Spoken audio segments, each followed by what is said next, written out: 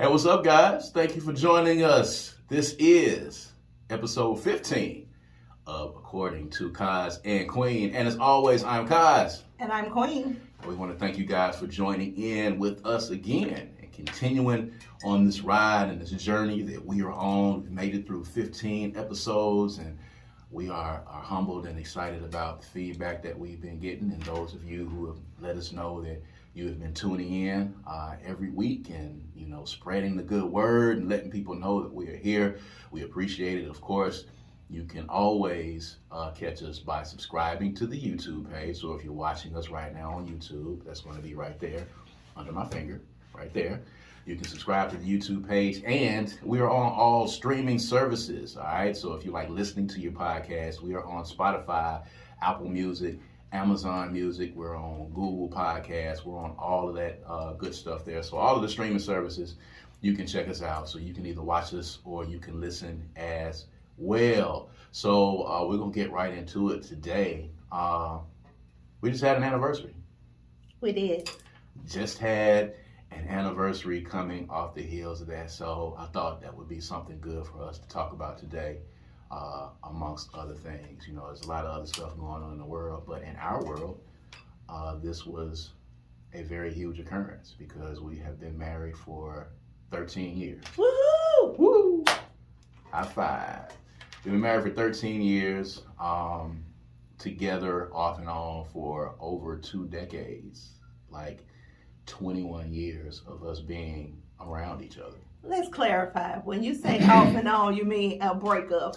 There was one breakup. That was the breakup in between the 3 years. When people say off and on, baby, that's not what they mean. I mean, usually mean it was on and off and on and off and on and off and on and off. I mean, it was on and it was off and it was back on. That's off and on.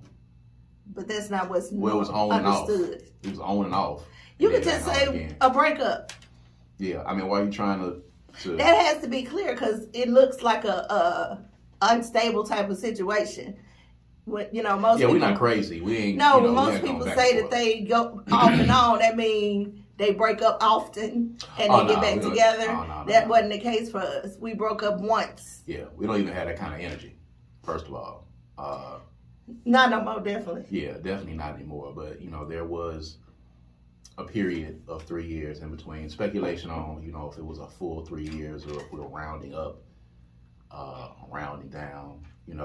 Who knows what was happening. Incidentally, though, what was funny about this is because every year we ask our daughter, our youngest one, who was born slightly after we got married. My bride was pregnant with her when we actually got married, but we asked her to recite for us the story of us getting together because we told her the story of how we got together and told her the story of our journey. I think it's important that your little ones know how you got together. So we tell her this every year, and then we have her to try to come back and, give her own personal account of what she thinks the journey is and what the story is. And incidentally, a few days ago when we asked her about this. Yesterday. Yeah. I mean, well, depending on when people are listening to it. Yeah. You got to give them a frame of reference for it. But she seemed to only remember the parts of the story where we were broken up. She was really clear on the parts of the story where we broke up, like the 3 years. She was fuzzy on the beginning, a little fuzzy on the after. But interesting enough, all of the points that made me look like a creep, that made me, look, it did not shine a favorable light on me. Interesting enough, she was quite clear on a lot of those parts, and I'm beginning to think now that there were a few sidebar conversations that might have been going on that I was not present in, where mother was able to, push her agenda a little bit harder. I don't know. I'm just saying that, when asked to recount, all she remembers is the period in between of my pursuing you and trying to win you back, and to get back in your, good graces, to eventually ask you to marry me. She's very clear on the period in between, and some very high points for you, low points for me. And, I don't know. I'm not accusing you of anything. I'm not accusing anybody out there. I'm just saying, it seems like there were a lot of padded conversations going on. So I'm going to give you an opportunity, padded conversations in, where mommy comes out looking a little bit more favorable than daddy looked in the 3-year period. So you can stop. You can stop. All right. So let's start here. I tell my daughter, we have private conversations often that don't have nothing to do with you. She's a daughter. She's a woman. I'm raising her to be a woman. The best way for me to do that is to expose myself to her and show her some of the things that I have done and what I have learned. Okay? Yes. That's A. I got you. B, nothing that I told her was untrue. I did not lie to her. You did. Now, whether or not you were a creep or not, that's something you're going to have to work out in your own spirit. What she chose to connect to in the story, that's her spirit. All I did was told the truth. She honed in on the creepy part. Maybe she's going to be the kind of person that she, needs to, maybe that's important to her. I don't know, for whatever reason, that part is important to her. Maybe at another time in her life next year, something else might be important to her. We'll see. You shouldn't take it so seriously. It's our history. It's our truth. It is our history, but I need to clarify, okay, so that people don't know. No, you need to ease over. I'm not trying to ease over. There's nothing that needs clarity. I told her the truth. Now, I did tell her my perspective. If you want to go back and tell her your perspective, then that's fine. Okay, listen. But don't lie to her. For people that are listening, because I want to make sure that this is clear, because the word creepy was used. And I don't want you thinking, hey, this dude Kaz is a creep. I'm not, he's, standing behind columns in the parking garages and he's hiding under people's trucks. And that kind of thing. But I did learn a lesson in this, so I will give that lesson just to say, okay, let me make this clarified so that our listeners and our viewers can understand. When my wife and I broke up during this period, I was very intent on courting her and winning her back and showing her that I had changed and showing her that I was prepared to devote my attention to her. That was an issue for us before we broke up, and I wanted to prove that I had changed. So I wanted to show that I was a different person and that I was prepared to be as attentive to my partner as she wanted me to be, which is one of the things that, was on her long ass checklist of things that I was doing wrong before she left. So there were occasions where I would go and I would leave, notes, letters, roses, and gifts and things on my wife's truck at her job. It was the only way that I could get in touch with her because she had cut off communication with me. Because when you break up with people, as we have counseled a lot of couples and we have talked to a lot of our friends about, when you break up with people, you have to make a clean break. Otherwise, it's not going to work. So she had made a clean break and was not communicating with me, but I had to figure out a way to get, these symbols of my change to her. So I was going to her job while she was at work, and I was leaving things on her truck to a lot of people that may seem harmless, to a lot of women that may seem nice. It may seem like a gesture. But men, I am here to tell you that when that is not solicited from someone who has asked you to not contact them and give them some time, it does appear to be creepy. So the word creepy was used because I was overstepping my boundaries. All right. She had cut off communication with me. I was still trying to connect with her, and I was leaving stuff on her truck. Now, mind you, because it was me, you can probably let it go. She wasn't going to call the police. She wasn't going to press charges. But that could have been any man who was obsessed with her, or any man who was trying to woo her, or any man could have seen me doing it and went in and started duplicating what I was doing and could have lured her somewhere or something. Anything could have happened at the end of the day. So fellas, if the young lady is not asking you to do it, if y'all have broken up and there is to be a break in the communication, let there be a break in the communication. That's just something that you got to deal with. And I should have dealt with it, and I should have dealt with the consequences of the breakup and the reasons of the breakup and the accountability that it took for the breakup to be there.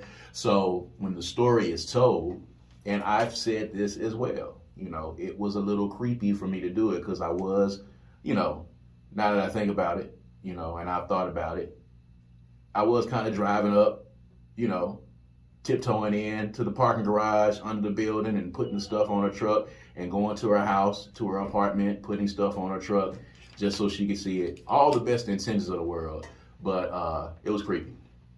And I learned that was not the correct way to do it. Now, when the story is getting told and the word creepy is getting used, somehow our daughter decided that was one of the highlights of the story at that time, which was a low point for me because I'm not a creepy dude. So, that's all I'm saying really. It was creepish behavior.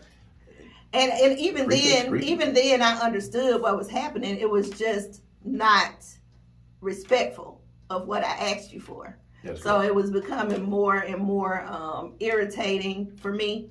But I will say, once I did have a conversation with you to explain what it felt like to me and acknowledge what I thought you must have been going through. I was the one that left, so you were having a blind, although you knew I was leaving, you had a blind side to it, had done no processing, no healing or anything. So what was happening during that time was you processing. You were actively processing in that you actually took on action instead of really taking time to understand what the problem was before you took that action on. I knew you didn't know what the problem was. I knew you had not had time to process how I felt and to understand how I felt. I knew that you were just, I'm not gonna let you, you're my woman, I'm not gonna lose. That's what I thought. I felt like it was a challenge to you, which took it back to you, which meant that you were still not seeing me. That's fair. So that's why it was a problem for me. That's fair. So at the end of the day, that was a lesson learned. There was a breakup, in between that time. We eventually got back together, got married.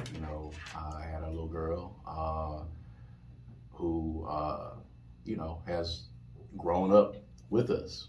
We were transitioning and changing and evolving in parts of our life at the time, moving into a new house and having a baby and having a new job and career. And all puppy. And a puppy that grew into a monster and had another huge monster that I had to fight with in the backyard.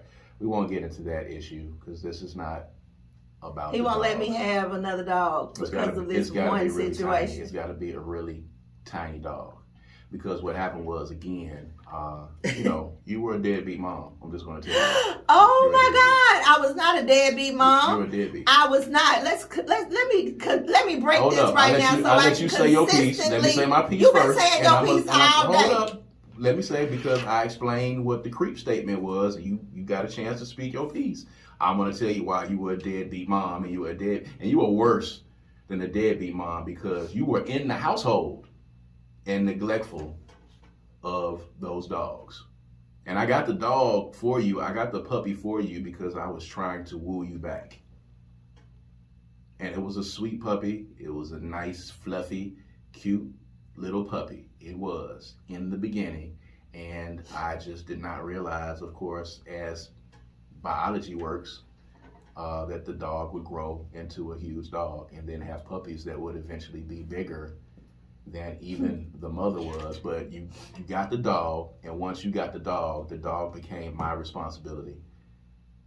And all you did was come in the kitchen and look out of the window at the dog in the backyard. Many times, which you have admitted, at least once or twice, you saw me in the backyard wrestling with these two monsters. And you just watched from up on high out of a window as I would go out there and get all of my clothes muddied and ripped to shreds from those two killers that were out there.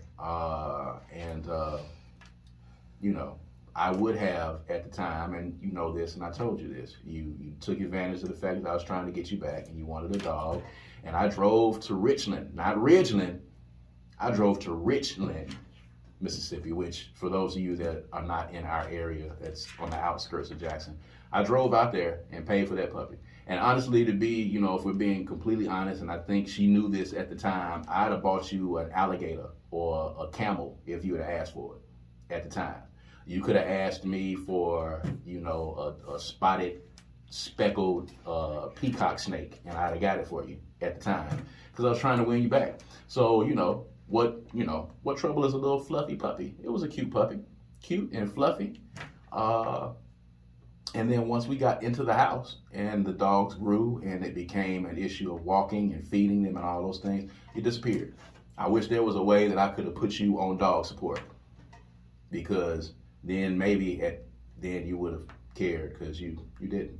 You were a deadbeat mom, and until you get that right, I don't know if we're going to get another puppy, even though the little one wants a puppy.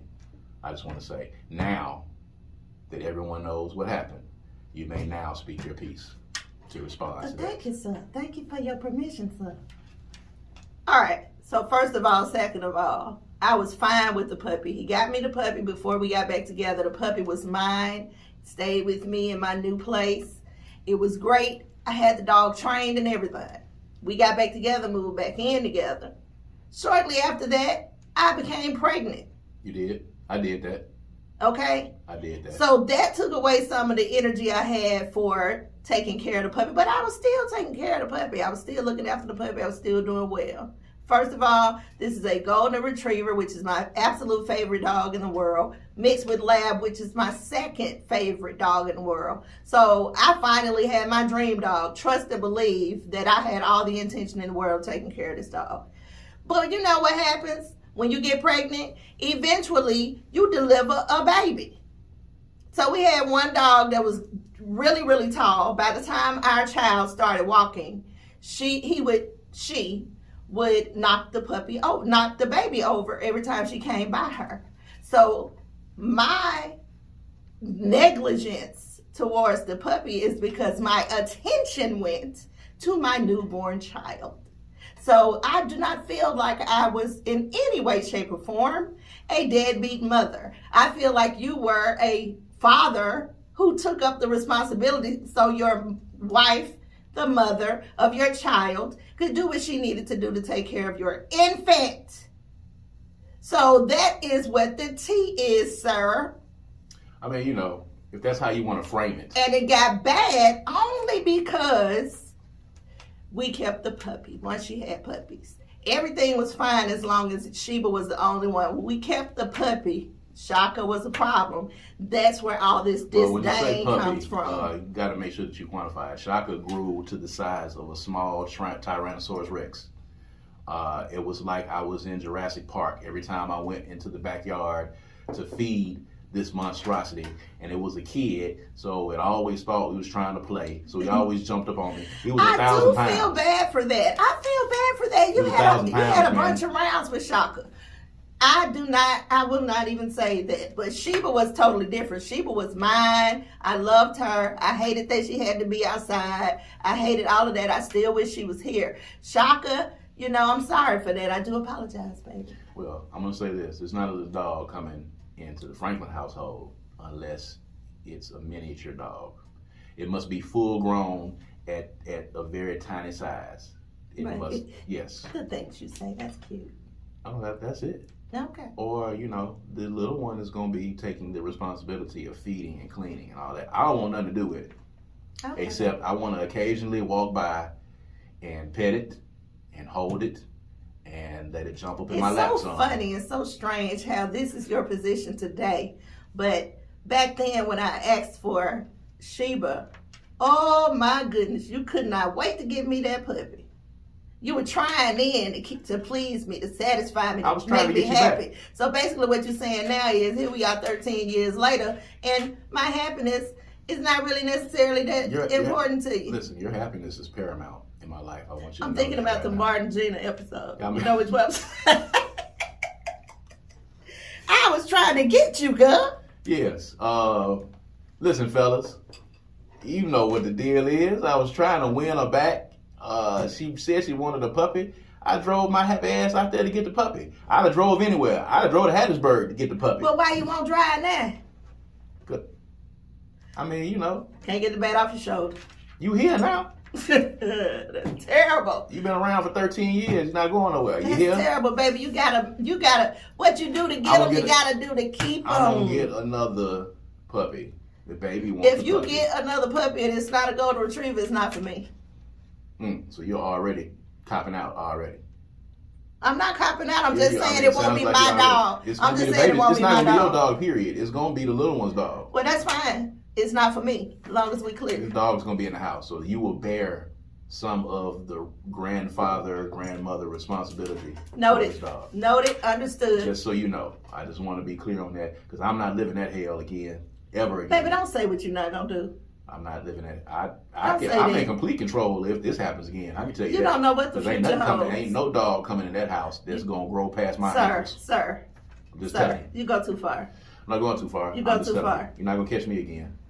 Okay, I'm not crazy. What? You're not gonna catch me again. Anyway, with that being said, he's having a relapse, everybody. I'm not having a relapse. 13 years.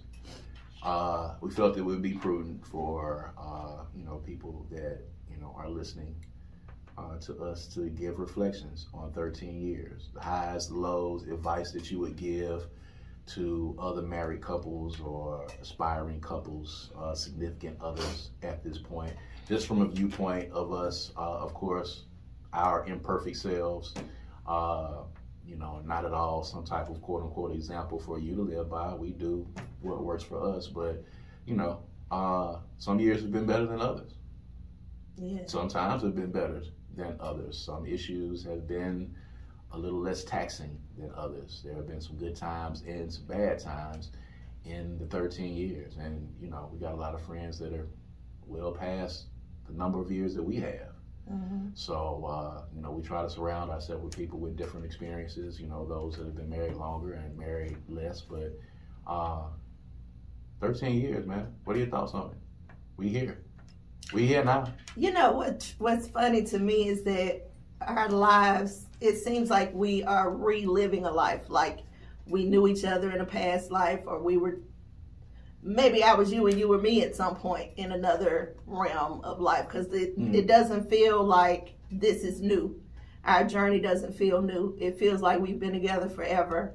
So it's always funny because as our anniversary approaches every year, one of us will have to say to each other, hey, our anniversary coming up, right? That happened. That's a real thing. Yeah, because that's not something we actually put our focus or energy on, because we focus our energy on each other and our family every day.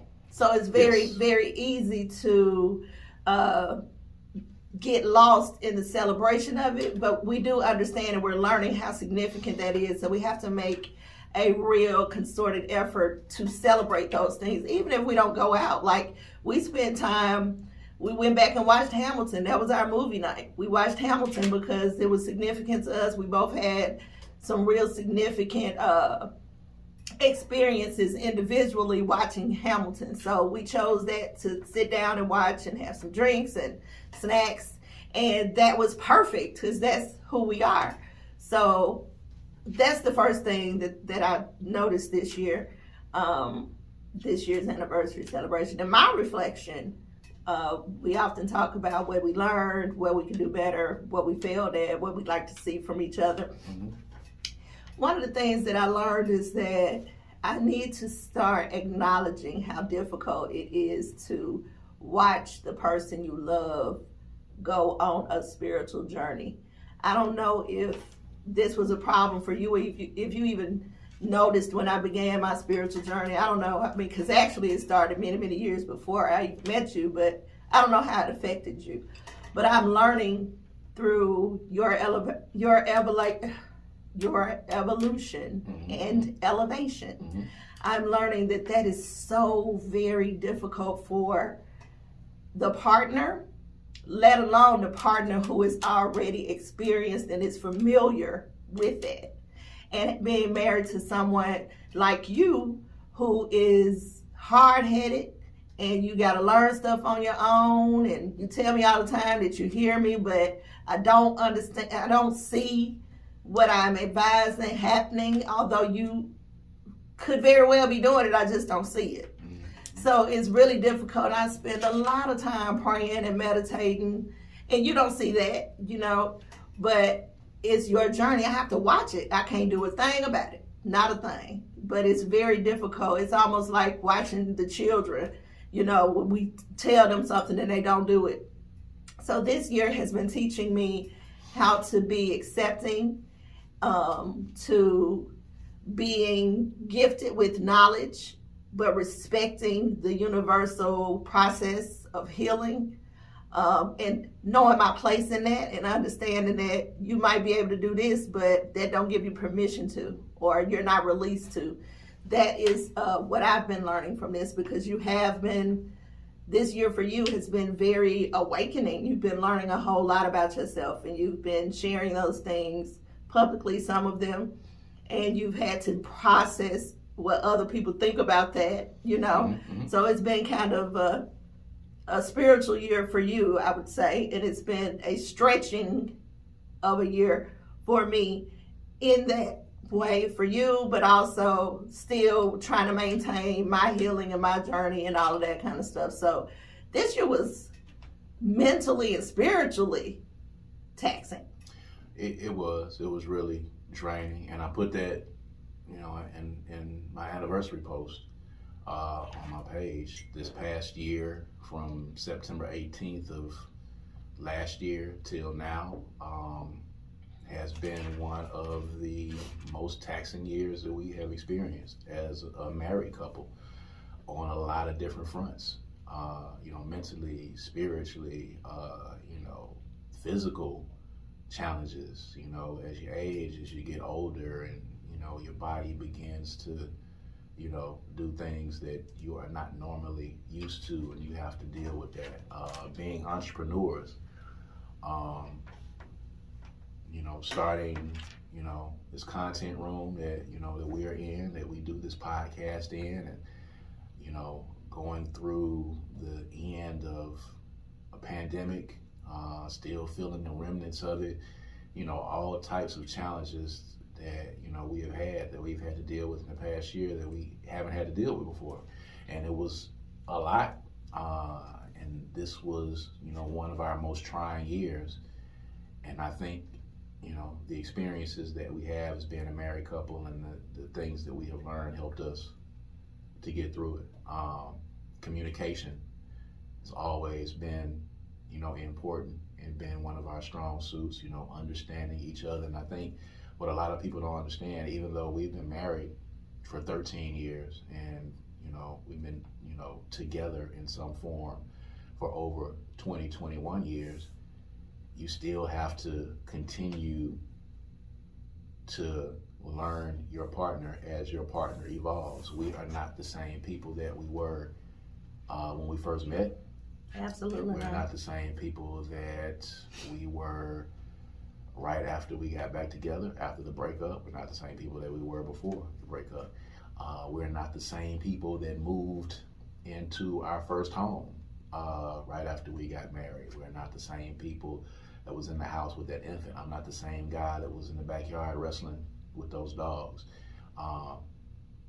We have evolved into the people that we are here today, and if you are judging or dealing with your partner or your spouse or significant other based upon who they were when you first got married, it's going to be a recipe for disaster. Because if you are truly in love and you are truly equally yoked, y'all are going to evolve and change. And I think, as I put in my post, we're going to change physically, mentally, spiritually. We're going to change. As long as the love is solid and the love doesn't change, then everything is going to be fine. So you have to start with the love and the communication and the appreciation and the respect for each other. Then as your partners begin to evolve and change, you can change with them. And there's never an instance where you can say, hey, you're not the person that I married. You hear that a lot with a lot of people, when marriages break up. It's not the person that, you know, I thought they were when I married them. You're not the person that I was when we started dating. And honestly, they shouldn't be. And you should be prepared for that. So if you're marrying a person because of how they are in a particular instance, marriage and trials and tribulations and challenges and obstacles are going to adjust and make them change who they are. Children make you change who you are. Before the little one was born, my attitude was totally different. Your attitude was totally different. You know, once you have a kid and you are in the process of rearing a whole other human being. And for me, it was different because with my grown kids, they were not in the household with me every day. We shared custody. You know, I shared custody with their mothers, and my oldest was not even in the same city as me a lot. So I was able to dip in and dip out, you know, based upon the frequency in which I saw each one of them, you know, even my son being here in town. And your son was with his father. He was in another city. This little one she was in the household with us every day. She was with us every day. We had to make an accounting of ourselves that was a lot different than what we were used to. And I think that happened for a reason. And I think, you know, that changed us. It changed both of us. And if you're not prepared to be able to change with your partner, that's going to be a problem because you want to grow, but you want to grow simultaneously.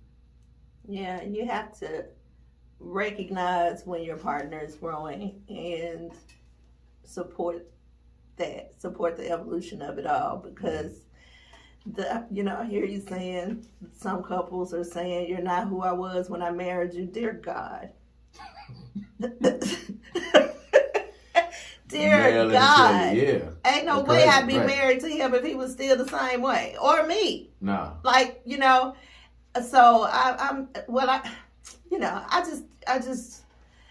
think people, you hit the nail on the head I think you went live and said, do what works for you. That's our strength, I think. Mm-hmm. I think that's the thing that we brought into this marriage that we refuse to let die or crumble or get bombarded with stuff on top of it. That's what guides us and leads us. It does not matter to Queen and Kaz what anybody else thinks about who Queen and Kaz are, especially together in wedded bliss. Mm-hmm. We don't care what you think.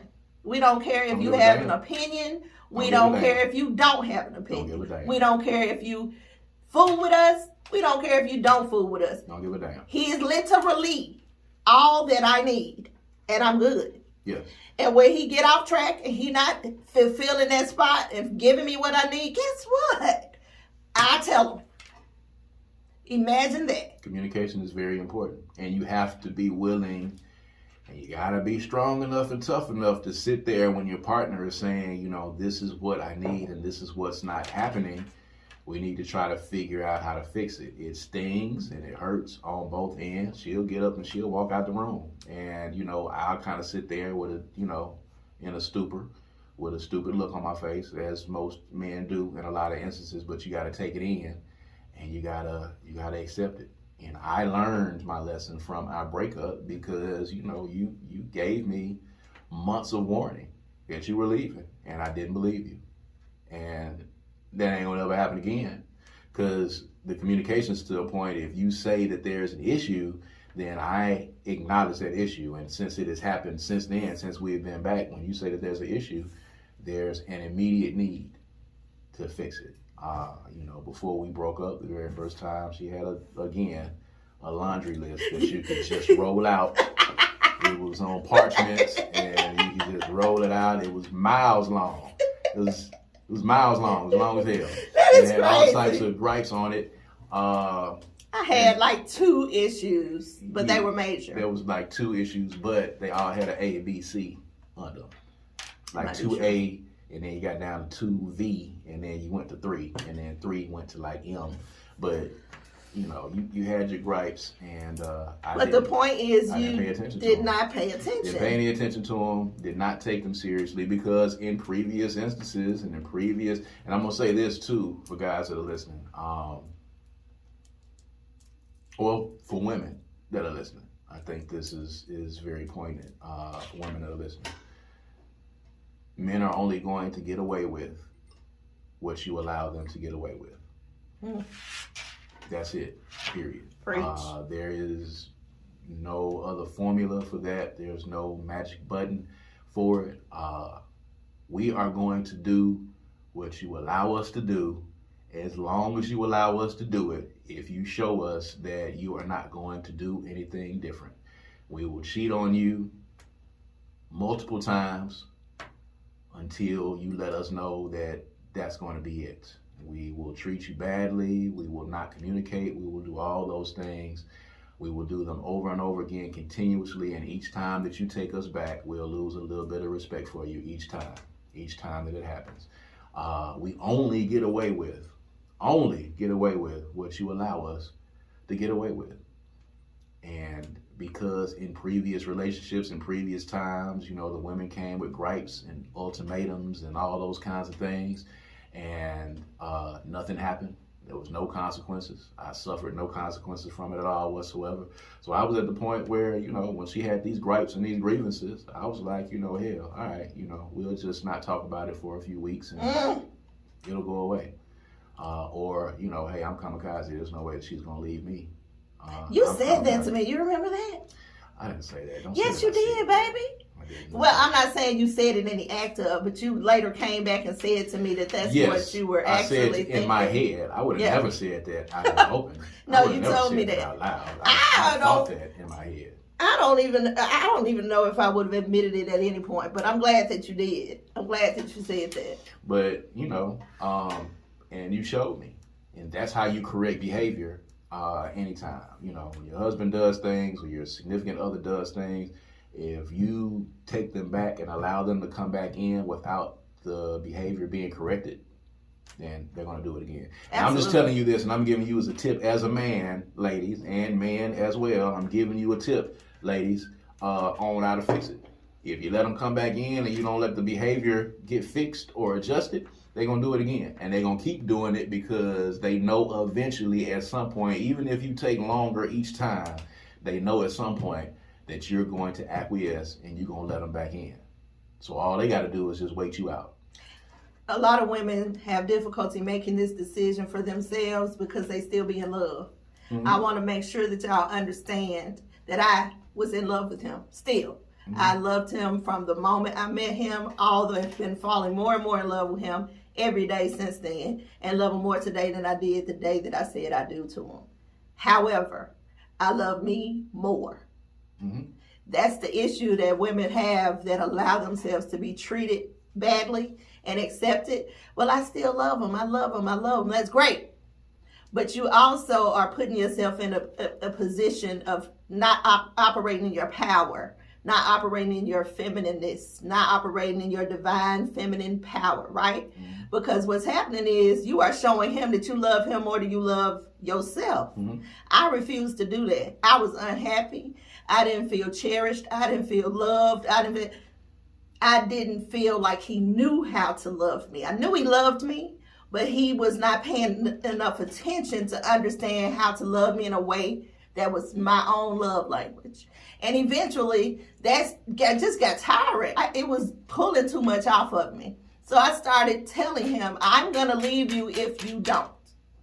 And he was just like, poo, poo, poo. I'm going to leave you if you don't. Then it got down to, okay, on this date, I'm going to leave. And I did that because I wanted him to correct the behavior. I did not want to leave. I wanted him to give me a reason to stay.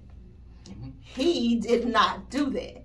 So after the first, I'm leaving on this date, nothing changed. And the issue was, you're not paying attention to me, cherishing me.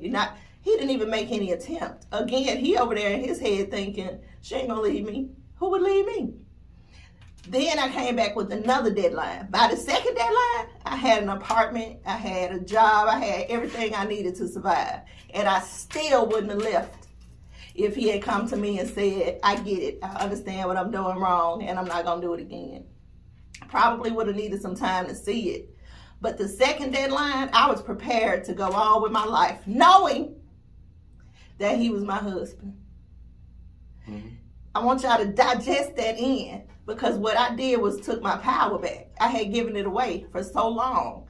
I knew he was the man I was going to be with for the rest of my life, but I was willing to walk away so he could get what he needed to get to become that man. But I knew he would. And you had to walk away clean. It had to be a clean break. I walked in the house like any other day, and unbeknownst to me, you were moving your things out of the apartment, and I was complete. I have never, the only other time that I was that surprised is the time that you surprised me for my birthday and had people coming over to our house, and I was surprised then, because I don't like surprises. You don't like surprises. I don't like surprises. I hate surprises. I like to know what's going on. I like to know what's happening. You should talk to your therapist in. about that. I'm sure that's a trigger. It might be, but in this particular instance, that's the only other time that I could think of that I was as surprised as I was when I came. Like, the crazy part about it is I was so stupid that she was telling me that I'm going to leave, and she was giving me a date and a time frame in which she was going to leave, and I completely poo-pooed the whole thing. And I was packing. I walked in the house, and it was dudes moving her mattress out of the house and moving her stuff out of the house, and I was standing on the steps watching them move this mattress, looking like a complete fool, because she was leaving. And when I saw her, she said, "I told you I was leaving," and that was it. And she walked out of the door and got in her vehicle and drove off. And I remember this to this day. I was standing out right on my front steps at the apartment, and I was watching her drive off in the distance. It was like some type of stupid ass movie. I was just standing on the thing looking like a complete fool over there. I was dumbfounded, standing on the edge, watching her drive off, and I couldn't believe it. And then, it was one of them things like, on Martin where, I thought she was playing. I'm gonna call you later on. All right, we're bullshitting. All right, come on back home. All right, you get it. You get it. I get it. I get it. Come back home. And that was not the thing. And it was because you did not fold and you did not acquiesce. You forced me. If I wanted to truly be with you, I could have easily said, all right, well, fuck it. I'll just go be with somebody else and this is over with. But you said, if I want to truly be with you, then let's see. Mm-hmm. So that was the point that I began that moment, and it took me 3 years to get back there. But I said that I'm going to do what's necessary to get her back. And when I get her back, I'm not letting her go. So that's kind of how that happens. So, again, ladies, men only get away with what you let them get away with. That's, part of what I could say, reflections on 13 years. Communicating is very important. Making sure that you're equally yoked, making sure that you're discussing things, making sure that you're allowing your partner to grow. And most importantly, do what works for you. There's a lot of people on social media now that are giving, their tips on what you're supposed to do. What a man's supposed to do. Man's supposed to do this. Woman's supposed to do this. Marriage is this. If you're going to work as a couple, this is going to happen. And, people are getting paid off of giving people advice based upon what their experiences are. And fuck all of them folks. You need to do what works for you. You need to do what works for you. But you need to know what works for you. Yeah. See, some of y'all have that conflicted. Mm-hmm. You're in a situation where you don't know what you want, what you like, what's a red flag or what's not a red flag, because you got your own work to do. And if two people are together and both of y'all had the same issue, happiness is going to be hard to find. That's it. So you need to know yourself. Knowing myself is what helped me get to the point to where I could say, okay, I just demand that this be better. I know he can do it. I just demand that it be better. I'm not going to do this anymore because I know me. I know the red flags. I knew that eventually if this kept on happening, at some point I was going to end up resenting this man. I was going to be looking at him in disdain. I wasn't going to be able to share anything with him. And I love him too much for that. But you got to know yourself. What are your red flags? What can you do without? What is too much you and what is not enough you? Like, you got to, it's a union, of course, but it's a union of two individuals.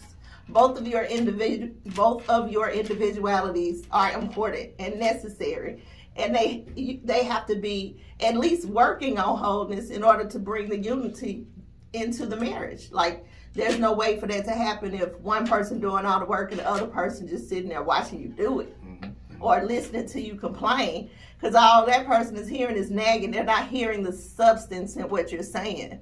So all of that's important. Don't give up. Marriage is a compromise. It is. But you do not have to sacrifice your happiness and your peace. Because if someone truly loves you and wants to be married to you and respects what marriage is, they will become a part of your peace. And take your time. There's no rush to get married. Take your time, because if you're going to do it, it's a difference in doing it fast and doing it right. It's a difference in doing it to where it's going to stick and then just doing it where it's going to be there. And, a lot of instances I know, because, divorce and annulment is an easy thing to do these days. You can get it done in a couple of minutes and $40, $50 or however much it costs now. I'm not exactly sure. That, people look at it, and I've seen this even in business with contracts. We have, run businesses before. We've had tenants who, had contracts and things. People that just leave now and they just like to hell with it, regardless of what the contract says or regardless of what their commitment was. Marriage is a commitment between two people. It's teamwork, and you can't just bail out because things get tough and because things get hard. You can't just decide to leave. You can't just decide to get divorced because things get hard. And that's why you have to know if this is a person that you really want to be with in the very beginning, because at the first sign of, any type of turbulence, if the first thing that you're going to do is leave and start trying to get a divorce, then, it probably wasn't what you should have done in the very beginning. When you hear married people say, and I hear people say all the time, well, I don't want to get married if it's work. Why y'all keep saying marriage is work? I don't want it to be work. I want it to be seamless. I can tell that you really don't know what the hell you're talking about, because people who have been married and have been successfully married, and you can even talk to older couples that are older than us, elderly couples that have been together for 50, 60 years, they will tell you this. They will tell you that it's work. And they will tell you that it takes work to be able to live with one person as they evolve and change, and be able to handle arguments and be able to handle quirks and disagreements and all of those things, and still be in the same household, and not taking it outside of the household and getting other people involved in it. It takes work to communicate, and it takes work to keep a marriage together, especially when you're parenting at the same time. It's a very, very difficult thing. So, don't take it lightly. I like the fact that we waited. I like the fact that we were much older than a bunch of our peers before we got married. Now, of course, we were players in our former lives, and I think both of us talked about the fact that we didn't see us getting married. I definitely know there were several years where ain't no way I was finna do it. No parts of it. Had ultimatums given to me before, and I dipped immediately afterwards. The ultimatums was made because I wasn't ready to do it. I didn't see it happening. I didn't see any benefits in it at all whatsoever, until I found a person that I wanted to get married to. And I think both of us lived a lot of life enough to where, a lot of those kinks we had kind of worked out. Didn't get them all worked out. I mean, some of them we got to work out together. We had to be together to work them out. Yeah. But I recall saying, I ain't never getting married. And that was where I lived and where I resided. But as I have gotten older and done more self-work, I realized that was just something I was telling myself to mask my pain and insecurity, because actually I believed there was nobody out there that would marry me. So it wasn't that. And that was coming off of years and years of verbal abuse and being told that. So it wasn't that I didn't want to get married by the time I met you. It was that marriage had lost so much substance to me because I had been abused, and I didn't trust marriage. I didn't trust people. I definitely didn't trust men, and I didn't trust myself. So actually my statement was not true. It was buried in pain and insecurity. So actually, I wanted to get married. I just didn't believe there was anybody out there that would find me worthy of marrying. So. And that's how that happened. Yeah. But we're here now, 13 years of us being together, and many, many more that, hopefully that we are going to be blessed with. But we wanted to give you guys just a few reflections on what it meant to be married for 13 years, just from us to y'all. For those of you, some of y'all are married, some of y'all are in relationships. I know a lot of people that reach out to us, are saying that they, are married or, currently in a serious relationship. But I just wanted to give you a few of our thoughts. Not anything that you have to take to heart. We're just giving you some suggestions on what works for us and some things to look for. But ultimately, you do what works for you in your marriage. What works for you is going to be totally different than what works for someone else. Don't take your advice from social media. Don't take your advice from anyone unless they're, a licensed couples therapist or a licensed marriage counselor. And even in those instances, yes, I know you still at the end of the day. And everybody that can give some insight and wisdom to people don't necessarily have to have a license. Yeah, I mean, you can get it from a card in Walmart. The point is that you need to open yourself up to being able to receive the messages that you need. That's it. That's it at the end of the day. So with that being said, I think we can wrap it up here with a nice little pretty bow. And congratulations, Ms. Franklin, on 13 years. Well, thank you. Congratulations to you, too. And thank you guys for joining us, of course. And we're going to see you guys next week. There's a lot of stuff going on. So, we're going to get back to the, current affairs and all the good talk that y'all have been saying that y'all like from us. But, we wanted to give y'all that today, man. Just a little something. Keep pushing, keep loving, keep striving, keep doing what it is that you're doing. But ultimately, just do what works for you. I'm Kaz. And I'm Queen. And this is According to Kaz Queen. We're going to see you guys next time, all right? Peace.